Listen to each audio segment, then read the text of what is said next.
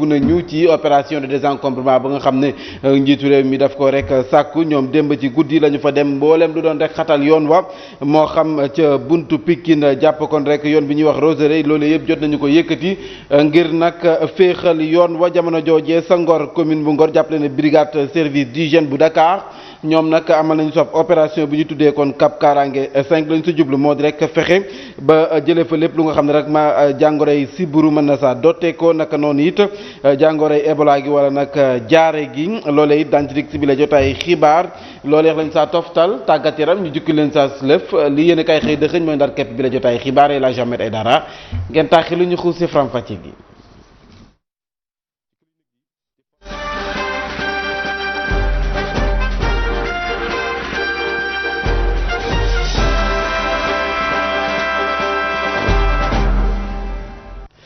bëgg da leen jàmm si bi la jotaayu xibaar ñu fës kee nekk door sa Pikine xam ngeen ne kon nguur gi la mu sàkk woon ci réew mi moo di jëlee fi xayat yi ñoom nag niki démb si guddi la ñu ko sumb mu di ab opération de désencombrement ba nga xam ne ñu ngi ko tàmbalee ca fa ñuy wax kon buntu Pikine jaar yoon ab Roseraie foofee nag lépp lu nga xam ne moo doon xatal yoon wax mujj nañu ko fa jële mu nekkoon ci teewaayu préfet bu département bu Pikine Mouhamadou Moustapha Ndiaye ay kàddoom sax la ñuy teew la Younoussa Baldé maanaam commencé li nga xam ne nii moom la ñuy tuddee opération désencombrement voie publique mooy yoon yi nga xam ne nii fi la ñu moom la ñuy war a mbedd yi ñi nga xam ne nii ñoom ñoo gën a fréquenté ñu fexe ba yàkkali ko ñi nga xam ne nii dañ fa teg di fa jaay wala di fa def yeneen activité ba nar a indi ay jéeya ci population bi vraiment ñu jëlee leen fa pour mën a permettre ñi nga xam ne nii dañuy dox muy citoyens yi di dox di dem ak ñëw di def seen i activité ñu mun ko def dans les meilleures conditions de sécurité loolu aussi bu ñu ko defee président de la République moo ñu si ñaax donc loolu nga xam ne nii moom la joxañ ne dafa bëgg mbedd yi yaatu ba nga xam ne nii nit ñi dem bi ak dikk bi dina gën a yomb ñu taxaw ci donc ñun en tant que ses représentants aussi dañ ciy taxaw def liggéey bi ni mu waree loolu moo tax tey ñu lancé fii li ñuy tuddee opération de désencombrement des grands axes du département de Pikine. brigade service d'hygiène bu Dakar ñoom nag démb ñu ngi woon sa Ngor foofee ñu daal di fay tàmbali programme bi ñu tuddee Cap Karange 5 lañ sa jublu nag moo di fexe ba xeex jàngoro ji nga xam ne mooy sibbiru waaye jàngoro caar gi di biir buy daw naka noonu nit moytandiku jàngoroy Ebola gi mu nekkoon ci teewaayu njiital brigade ba major Alla Ngom ñu ànd see Pamanta Mboup. bile programme bi ñu duppee Karange 5 dina nag dem ci bërëb yi ñuy defaree lu jëm ci wàllum sachet ndox yi niki noonu saytu voie publique bi dugg ci kër yi ba ci bërëb yi ñuy tàggatee ñu yëngu ci wàllum wér-gu-yaram luñ ci jublu rek mooy aar askan wi niki noonu tamit xeex ni ñuy occupé lu jëm ci wàllum voie publique yi. dañu dugg ci kër yi vérifier xool système d'assainissement bi nu mu mel xool système approvisionnement d'eau potable ndax am na ndox bu sell xool vraiment dëkkin wi xool aussi système de gestion des eaux ménagères xool gravaay yi xool ferraille yi xool épave yi xool ndox mu bon mi ñu tuur xeex ak ñi koy jëf usines yi defar ndox yi ñu xool ni ñuy defar ndox mi système d'amener bi conservation bi système d'analyse bi décantation bi yëpp mu vérifier ko. day dem ci hôpitaux yi ci cliniques yi ci formation te ñu xool ndax docteurs yi ñàkk nañu seen bopp aar seen bopp. ci noonu muy xamle ni képp kuñ teg loxo ay daan dina tegu sa kaw. muy def gravat ay ferraille ay épave ay vidange de fosse yoon day lay teg daan yu metti amende bi day dem 200 000 ba 2 millions ñaari weer ak ñaari ati koso. ngir nag bi le programme ñu déroulé ko bu baax a baax ci commune bu Ngor loolu tax na ba maire bi di wane engagement am. pour mën a saytu kaaraange Ngor ak insalubrité yi fi nekk. nit ñi fii lu leen neex la ñuy def te bu amul sanction rek du am suivi ba ca war. gannaaw commune bu Ngor élément yu brigade de service d'hygiène bu Ndakaaru dinañ nag wëru yeneen communes yi lu ñu ci bëgg mooy fexe nag ba nekkenu askan wi gën a ñoŋ. ñu gën a mën a xeex jàngoro ji di sibbiru ñoom waa service d'hygiène dafa am ay ndaw yu ñu jël ñaax leen ngir nag ñoom ñu fekki askan wi daal leen di ñaax si nan la ñuy mën a moytandikoo boobu la jàngoro ñu mu di ay kàddu yu tukkee ci major Alla Ngom ñu teewlu ko Pamanta Mboup. wàllu nawet bi xam nga nawet bu ñëwee moom jàngoro yu bari dañ koy gis mu yokku maanaam maladie diarrhéique yi paludisme day yokk moo tax ñu nit duñu toog am naa benn peloton boo xam ne ñu ngi ci arrondissement Grand Dakar fi mu toll nii ndax démb dañoo former relais Gaston Camara donc ñu ngi ci commune Hann Bel-Air Sicap Liberté Dieuppeul Derklé Biscuiterie Grand Dakar donc ak point Fann point ña ngi fay wër ak relais yi di waxtaan ak askan wi ci matuwaay yi ñuy jël pour aar seen bopp ci siburu aar seen bopp ci maladie diarrhéique aar seen bopp ci Ebola ba pare xool indicateur d'hygiène yi xool ba xam ndax kër yi am na ndox am na poubelle ndax ñi ngi nelaw ci moustiquaire loolu lépp ñu ngi koy wër loolu di wax police administrative dañuy jàpp ne nag ci wàllu wér-gu-yaram nombre robinet ci biir kër moo ëpp solo nombre lal ci biir hôpital. noonee la ñu bawoo si diwaanu Ndakaaru wutali sa benn dëkk ñaari gaar Thiès foofee addu jëmale ci liggéeyub usine bi di Kër Momar Sarr 3 mu ñeel wàllum ndox mi mu mel ni kon nag liggéey boobee ba muy am jàpp leen ne lu toll si 4 téeméer jàpp juróom ci ay doomu aadama jot nañu leen ay yëkkati waaye nag nguur gi la mu war lox ñoom def na ko ndax ndàmp na leen li si des kay mooy nees mën a def ba ñooñee bañ a dikkaat sa bërëb yooyu ñu leen yëkkati ndax foofee ndox ma fay jaar pression bu am doole la àndal loolee nag la ñu doon waxtaanee si ab ndaje bu nga xam ne woote nañu ko foofee sa diwaanu Thiès leeral yi ak Simon Faye. solo bu yaatu bi projet bi am tax na ba atelier régional d'information d'éducation et de communication biñ amal ci ñetteelu usine ndox bu Kër Momar Sarr yaatal nañ ko ci maire yi chef de village yi ba ci délégué de quartier wu gox yi nga xam ne tuyau yi jaar nañu foofu ci ñaari junni nit ñi nga xam ne mbir mi laal na leen ñeent jëm juróomi téeméer ñi ngi ci diwaanu Thiès bu ñuy sukkandikoo ci directeur général bu SONES ne war nañoo fexe ba askan woowee nga xam ne jot nañu seen ndàmpaay ba noppi bañ a dellu si ci suuf si nga xam ne jóge nañ fa. tuyau yi nga xam ne këral nañ ko ndox bi fay jaar ndox bu am doole la. ñuy bañ nag danger yooyu ñëwaat si conduite yi mu nekk ay jafe-jafe donc tamit il faut que ñu ñaax leen si danger yi nga xam ni moom mooy am pour ñëwaat si fi ñu def conduite yi. ak KMS 3 gox yu bëri ci biir kaw gi ne dinañu am ndox yenn gox yi nga xam ne jafe-jafe ndox amoon na fa ñoom tam dinañ leen alimenter muy mboole seen 1 million ngi nit ñu bees ñu nar a am ndox ak nag qualité beneen bu gën. dinañu fexe tamit projet bi. laal commune Thiès yëpp ay Ngexoox ay Mbour côté Petite Côte bi yëpp donc vraiment Thiès am na si un pàcc bu rëy boo xam ni jagleel nañ ko si projet bi. fukki fan ak juróom-ñett ci weeru décembre atum 2017 la njiitu réew mi ñëwoon fii ci Thiès tàmbali officiellement liggéey bi liggéeyu ñetteelu usine ndox bu Kër Momar Sarr gën kaa néew ñaar fukki weer la ak ñeent te ci jamono ji bu ñu sukkandikoo ci kilifa yi ne liggéey bi boo ko xaajee téeméer lu ëpp juróom-benn fukk yi def nañ ko ba noppi KMS 3 ñaari téeméeri milliards ak juróom-ñaar fukk ak ñeent ñoo ci dem mu war a pare ba nit ñi mën ko jëfandikoo laata atum 2020. ñi bawoo sa Thiès si ma fay wutali sa village bi di Fass Pël mi ngi féete sa commune bu Fass foofee nag askan wa boolu jàmbat lu fees del la ñu enu la ca gën a fës moo di ñàkkum ndox ñàkkum courant ñàkkum bërëb ba ñuy fajoo naka noonu it fu xale yi di jàngee waaye it yoonu jàkk sax amu fa loolee nag tax na ba ñu muñee ba seen bu ñu koy yegg si rek dëpp gi ni ki dem ba ñu wàcce woon sa mbedd ma doon sa yëglu ñenn si ñoom jot nañu sa yëkkati ay kàddu ñu teewlu ko. sunu jafe-jafe mooy problème courant bi 1 kilomètre 300 yomb na indil courant nañ leen waxante dëgg courant bi xale yi ci ay sondel la ñuy jànge ba léegi te bis bu nekk nga dégg Sénégal néeg tàkk na ci kaw élève ba dee loolu la ñuy bañ a am bis bu nekk nga dégg ci Sénégal jafe-jafe boo xam ne courant indi na ko bu guddi xasee jot ñëpp ay fatu benn fontaine moo fi amoon am na 30 ans daaw jéeg amaat nañu benn mooy fonctionner te même bi fonctionner taxul problème ndox bi réglé wu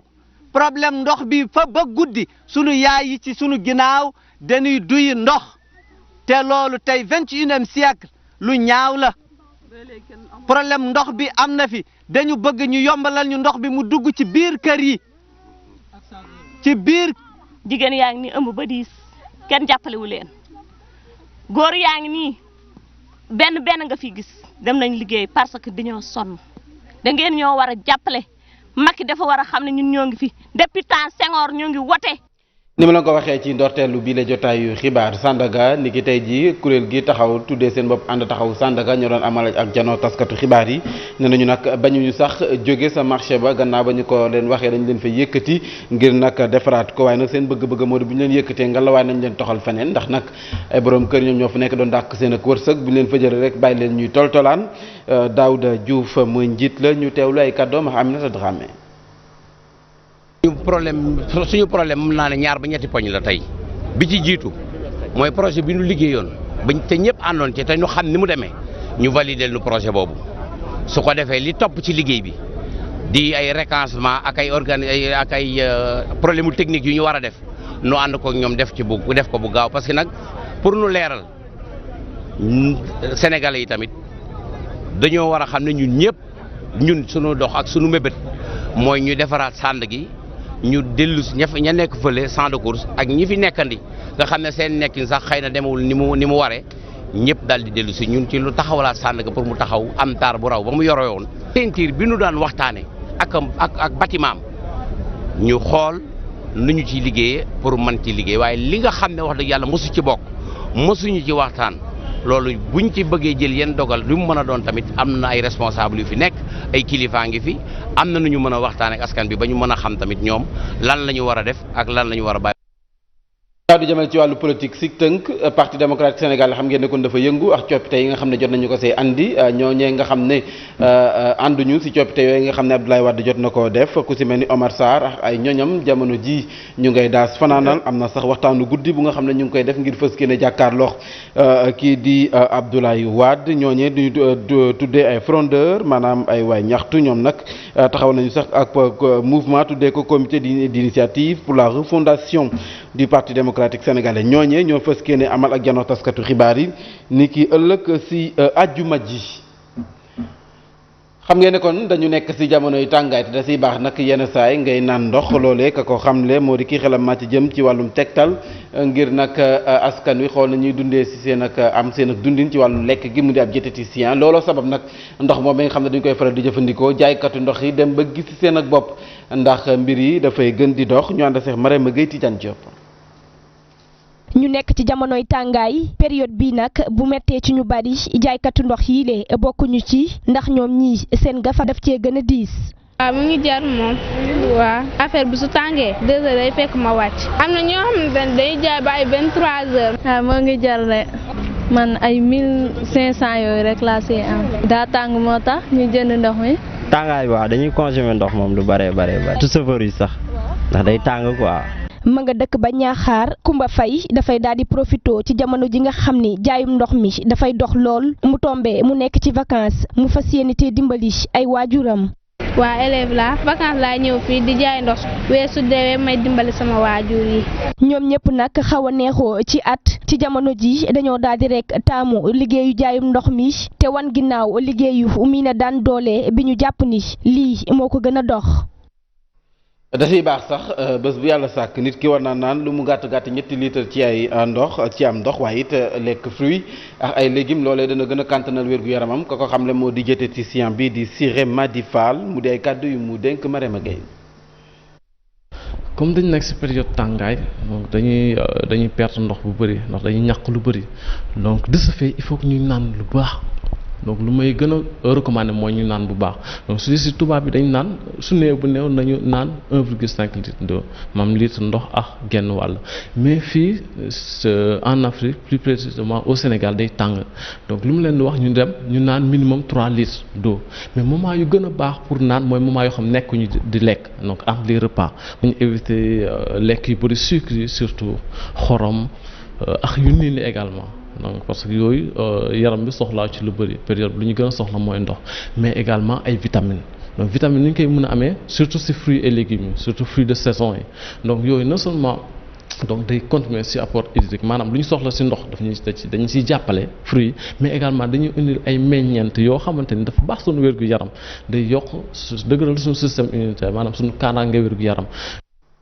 ñaareelu pàcc bi la jotaay xibaar tàggat yaram lay doon ñu fës kee nekk doo rax ndajam waajal gi nga xam ne jot nañu ko amal bi la ñu jagleel ko wàllum nawetaan gi mu di ab CDD ñu jot see waxtaan ak nees mën a def ba nawetaan bi nga xam ne yàggatul dara léegi mu ubbi lépp aw ci yoon mu nekkoon ci teewaayu yenn ci ay ASC bu si mel ni kon ASC ville de Dakar ak bu ODCAV nee nañu nag la ñu fa jot a waxtaan it bokk na cam yenn ci ay jumtukaay yi nga xam ne dañu koy manqué lu ci mel ni kon bërëb ya nga xam ne rek fa la ñu war a mën a amal yooyu la jongante Sadio Abibou Ka Ousmane Dem lañ ci yàndal. bile comité ñu daal di ko rek jëmale ci wàllum ouverture nawetaan tax na rek lu ci mel ne problème infrastructure daal di nañ koy yëkkati naam sax nemmeeku nañ ka am na ay jéego ya ñu cay def. fagaru moo gën fàggu anticiper ci difficulté yi yooyu bu amee nag am nañ benn problème bu ñu posé mooy problème mu disponibilité infrastructure xam nga Ndakaaru day capitale Sénégal infrastructure am lu am solo stade Iba Mar mooy stade bi ñu ëpp lu ñuy footballé ñu boole kook école police bi Demba Diop tëjeeg léegi parce que Demba Diop bi fa ndogal boobu xewee je crois autorité dañu jël seen responsabilité tëj ko danañ fa dellu ren xool ak waa protection civile xool lan mooy possibilité yi bu fekkee mën nañ ko tijjiwaat ak yenn conditions yi ñu koy tijjiwaat ñu tijjiwaat ko bu fekkee mënuñu ko tijjiwaat ak conditions yi ñu xool difficulté yi nekk ak nu ñu ko mën a saafara stade Parcelles bi avancé na lool macha allah projecteurs yi dem na gazon seté am na ay cantines yu fa nekkoon rek yoo xam ne trouvé nañ solution pour mën ko libérer ba nga xam ne am nañ yaakaar ni stade bi rapidement dina ñëw en appoint moom bu ñëwee en appoint rek di leen gis ni am na impact positif. naka noonu itam lu ci mel ni wàllum violence bi ñu noté saa su nawetaan yi daal di tàmbali mu mel ne rek am na avancement bu mag bu ca am bu ñu ko rek comparé ci at yu ñu génn. dañuy sant yàlla ni li ñu amoon daaw vraiment presque juróom-benn match rek la ñu football mu am coow yu ci tegu maanaam coow yi sax souvent du ci biir terrain bi maanaam bu ñu génnee lay doon ci mbedd meeg yooyu boo xoolee ci juróom-ñetti téeméeri match mu am ci juróom-benn jàpp nañu pourcentage bi faible na. ci boobu ndaje bi nga xam ne mboolem kuréel bu ëmb mouvement nawetaan daal di nañ koy teewee mën nañ ci rek seetlu ASC Ville de Dakar mi nga xam ne rek daal dina xamal ne dina continuer di jox subvention waa ODCAV. Sadio bi bu ka dañuy wutali sa Kaolack foofee ñu ngi fay amal ay jongante mu ñeel wàllum U17 yi ak U20 yi yooyu la jongante nag ña nga xam ne ñoo say bokk dana war a mën a tax na bu ñu sa génnee ñu tànn leen am yaakaar ñu dugal leen ci sélection nationale bi sa Thiès tamit wala sax Thiès si boppam ñoom kenn demul ñu des ndax am nañu si ñaar ci ay équipe wala sax ñaar ay équipe yu nga xam ne si junior bi la ak benn équipe bu nga xam ne cadet bi la te nee nañu nag am nañ njort bu rafet ne kon dañ ci génn ci yooyu la jongante Abdourahmane Boy vice-président bu ligue régionale bu football bu Thiès ay kàddoom ak si fédération sénégalaise de football moo koy organisé benn bi à Fatick bi ci des à Kaolack muy concerné équipe cadette yi muy U17 ak équipe junior yi muy U20 Thiès ak Dakar nag ñoom dañu am chance benn parce que comme ñoo ëpp équipe ci Sénégal ñoom kenn ku ci nekk dañ la may nga indi ñaari équipe ñaari sélection junior mais sélection cadet yi moom benn rek la compétition yooyu dafay permettre à la direction technique nationale da leen di faciliter seen sélection nationale Thiès nag moom dafa tàmm sélection yooyu dafa tàmm compétition yooyu fu mu ci demee yàlla daa ko ci daan defal ndam moom moo tax ñu yaakaar ni ren it duñ ci mucc am nañ yaakaar ni war nañ faa jële ndam loo xamante ni xëy na dina nekk njariñu ñëpp toutes les conditions daal mën nañu wax ni li ci ëpp daal réunir nañ ko pour que ñu mën a am résultat yu baax. ñu àddu jëmale bi lewoon ci wàllu basket ngir nag mu suqale ku faw képp ku nga xam ne dafay yëngu wala sax da nga sopp li nga xam ne mooy basket bi nga daal di see dugal sab loxo ko xam le moo di Ndongo Ndiaye conseiller la dafay xelal njiitu réew mi ci wàllu tàggat yaram moom moomee sax nee na fédération sénégalaise bu basket bi faw nag ñu xam mission ba nga xam ne moo tegu seen ab loxo ci wàllu basket bi ñu ànd seex waxtaan wu mu seek ak Mamas Tukan ay problème yu dul jeex su nekkul mbirum xaalis doon mbiru coach wala mbirum njiit ay jafe-jafe yoo xamante ni dañ koy faral di gis ci basketball sénégalais te duñu koy gis ci football bi mu doon benn situation boo xamante ni kii di conseil en jeunesse sport bu njiitum réew mi di ñaawlu. dal gi am ci football wala mu am ci yenn fédération amul ci basket c'est parce que tout simplement aussi tendance yi dafa bari te tendance yooyu yëpp je pense que tey li ñu war ñun ñëpp. mooy fexe ba dajale leen ñu travailler ensemble parce que basket dafa bëri ay talent bëri ay ñu ci bokk bëri ñoo xam ne ku ci ne bay nga ci sa waar. Sénégal am na caractère am na creuset am na patrimoine ci basket boo xam ne suñu àndee ensemble liggéey suuf dinañ delluwaat fi ñu war a nekk. si loolu ab laaj day daal di sampu ana lan moo war a doon pexe fédération sénégalaise bu basketball. ñoom nag seen rôle. mooy dajale parce que ñoom aussi mënuñu rek nekk fi nga jouer un certain rôle bàyyi ñeneen ñi soo yaakaara ne yëf yi mën nga ko def yow kese tamit da ngay nax sa bopp ñu travailler ensemble te je pense que yoon woowu rek lañ mën a jaar ba am résultat yu baax suñ ko deful kii di gas kii di suul lay doon rek te poussière day bëri mais avancement biñ ci war du am. ancien international bi di xamle rek gannaaw ba ñu battre record nit ñu bari ñi teewoon ci final afro basket bi jot na nag acteurs yi ëmb basketball sénégalais bi daal di toog ci ab table waxtaanee ngir mën a dindi salte bi nga xamante ni moo ëmb bile discipline. jaajëf Mame Astou Kane ñu jàll si pàcc mujj bi soxal bi la jotaay xibaar yi yéen kay xëy dëxëñ ak El Hadj Ahmed Aïdara.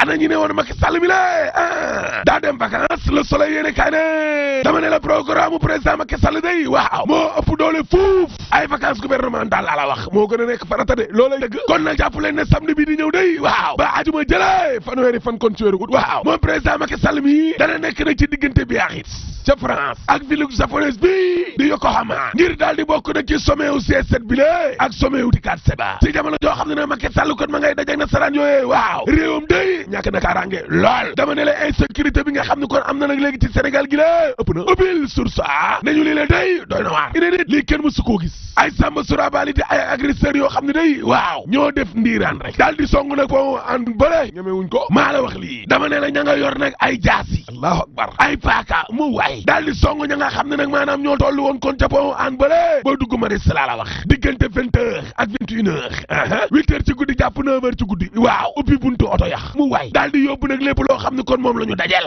ay la am na ca kenn koo xam ne kon jëlee na ci ay gaañu miti laa la wax benn policier bu jàmbaar daal moo fa nekkoon di defante ak ñoom dama ne la am na ko ca xam day ñu gàddu yóbbu mété terrorisme Dakar Times te terrorisme gi kay waaw ma nga ca ña nga xam ne ne dañuy dawal kon ay Jakarta maar di taali maa la wax li la dama ne la xale yi dañuy agressé di trafic drogue la ilaha illallah ma ne di viol di sàcc di ray maar di taali waaw ñi nga xam ne nag maanaam ñoom ñooy def kon délinquance urbaine googee waaw ay moto Jakarta la ñuy jëfandikoo laa la wax bu ñuy def nag kon seen jëf ci bon joojee jëf ci bon te kay lay si ko yéene kaay nee na wàllum njuuj njaaj la de usurpation de titre ngi ni la de dama ne la kuréel gi njaboote avocat wu Sénégal day waaw daal dina ñuy feeñal na koo xam ne ab faux avocat la Abdoulaye Kandé Camara lay wuyoo doy na waar li doy waar kay libération yéene kaay nee na ña nga xam ne kon dañ doon jaay ay nationalité sénégalaise waaw mafia bu doy waar a doy waar dama ne la ñetti syrien benn sénégalais ak benn libanais day waaw caabi féete na leen ginnaaw lay la procureur day daal dina ci ubbi enquête laa la wax enquête yéene kaay ne ëllëgu ñi nga xam ne nag maanaam dañuy dee te kenn du xam seen mbokk waaw ca hôpital day ci 2018 gi ñeen fukki néew yoo xam ne xamuñ seen mbokk moom it kay président ASC waaw nee na 2012 ak nii may wax ak yéen waaw lu tolloo juróom-ñetti téeméer ci ay néew yoo xam ne xamuñu seeni mbokk day jébbal nañ leen seen borom suul nañ leen Serigne Bassirou Gueye procureur de la République waaw nee na ñi nga xam ne dañuy wër naan procureur moo jox ndigal médecine ngir ñuy jëfandikoo néew yooyee nañ ma indil preuve loolay du dëgg lii dëgg kay Le Quotidien yéene kay nee na mooy coowal Amar Mbaye ca Thiès waaw daal dinañ koy dénk nag enquête ba police su Parcelles Assainies ba ca Thiès